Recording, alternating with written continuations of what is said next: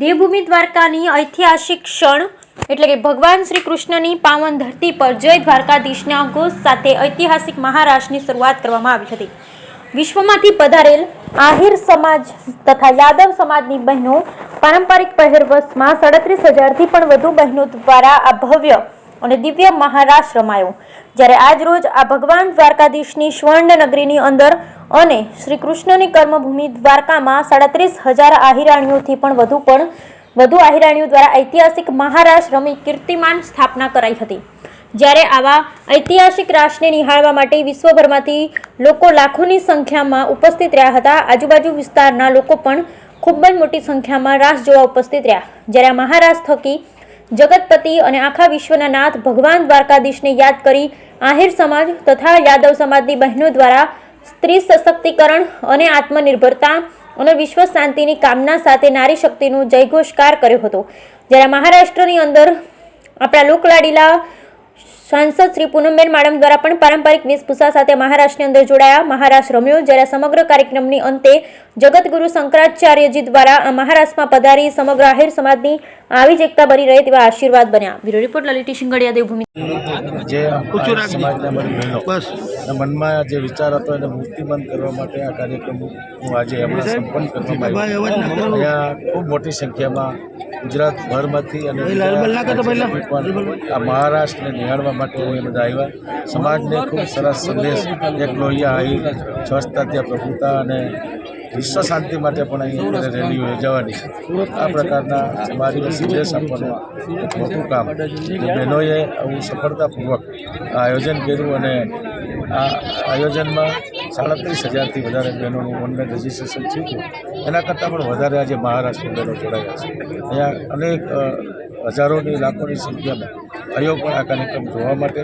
આ કાર્યક્રમમાં સ્વયંસેવક તરીકે અમારા યુવાનોએ જે કામ કર્યું છે, વડીલોએ માર્ગદર્શન આપ્યું અને ભગવાન દ્વારકાધીશની અસીમ કૃપાથી દ્વારકા નગરીમાં આપણું 4 ધામ પૈકીનું આ એક ધામમાં સંસ્કૃતિને ઉજાગર કરવા માટે, સંસ્કૃતિને જાળવી રાખવા માટે આ એક ખૂબ મોટો કાર્યક્રમ સંપન્ન કરવામાં। અન્ય સમાજ માટે આપનો શું સંદેશ રહેશે અને શું શીખ લેશે?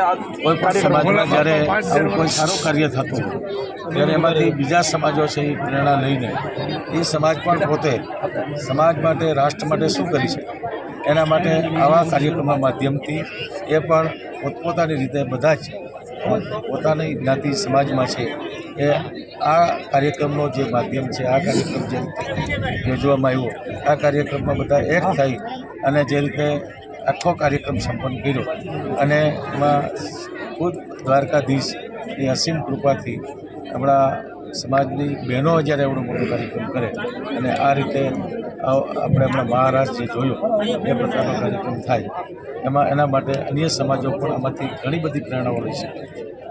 ઓકે, જે બેન આ આપના મહારાષ્ટ્રનું શાંતિપૂર્વક આયોજન થયું તે વિશે આપ શું કહેશો? દ્વારકા ભગવાન શ્રી કૃષ્ણની નગરી અને આપણા બધા માટે એક બહુ મોટું આપણું આસ્થાનું સ્થાન। એમાં મને લાગે છે કે આજે ઐતિહાસિક આ મહારાસનું આયોજન આહિર મહારાસ સંગઠન દ્વારા કરવામાં આવ્યું અને ખૂબ મોટી સંખ્યામાં, પહેલાં 37,000 રજિસ્ટર્ડ બહેનો તો હતા જ, પણ આજે લગભગ 50,000 તાત્કાલિક સવારે વધારે વ્યવસ્થા કરવી પડી। એ પ્રકારે 50,000 બહેનોએ પરંપરાગત પોશાક પહેરી માત્ર પોતાના ઈષ્ટદેવ ભગવાન શ્રી કૃષ્ણની આરાધના અને સંપૂર્ણ સમર્પણ માત્ર ને માત્ર વિશ્વ શાંતિ, વિશ્વ કલ્યાણના ઉદ્દેશ્યથી, સમરસતાના ઉદ્દેશ્યથી અને ઐતિહાસિક રીતે ધાર્મિક આપણો જે ઇતિહાસ છે એ મુજબે રાસ અને ભગવાન શ્રી કૃષ્ણની ભક્તિ એ એક અભિન્ન અંગ એકબીજા સાથે જોડાયેલા છે, એનો એક અભિન્ન ભાગ છે। ત્યારે એ ભાગરૂપે પણ ખૂબ આસ્થાથી આ આખું કાર્ય આજે બહેનોએ રાસના માધ્યમથી ઉજવ્યું। સ્વાભાવિક રીતે સનાતન ધર્મમાં બધા જ ભગવાન શ્રી કૃષ્ણને પૂજતા હોય, માનતા હોય, મોટા સ્કેલમાં આ આયોજન પણ કરવાની બધાની લાગણી હોય, બધા સમાજોનો સમાવેશ થાય એ પ્રકારે પણ એક ઉદ્દેશ્ય હતું। પણ પ્રશ્ન એટલો જ હતો કે દ્વારકામાં આજે પણ આપણી જેટલી ફૂલ કેપેસિટીથી વધારે આજે અહીંયા લોકો ઉપસ્થિત છે. 1.5 લાખ પોણા 2 લાખ લોકો ગઈકાલે રાતથી લઈને અત્યાર સુધી દ્વારકામાં જ્યારે ઉપસ્થિત છે ત્યારે સ્વાભાવિક રીતે જગ્યા નાની પડે એટલા માટે વધુ લોકોનો સમાવેશ ના કરી શક્યા, પણ તમામ લોકો માટે એક જ પ્રાર્થના આહિર સમાજના બહેનોના મનમાં હતી, એમના મુખે હતી, અને એ છે વિશ્વ શાંતિ, વિશ્વ કલ્યાણ, સમરસતા અને બધા પર હંમેશા ભગવાન શ્રી દ્વારકાધીશની કૃપા બની રહે એ પ્રાર્થના સાથે આજે આ ખૂબ ભવ્ય દિવ્ય મહારાષ્ટ્રની ઉજવણી થઈ. મને લાગે છે આ અલૌકિક અને ઐતિહાસિક ક્ષણ જેને આજે એના સાક્ષાત્કાર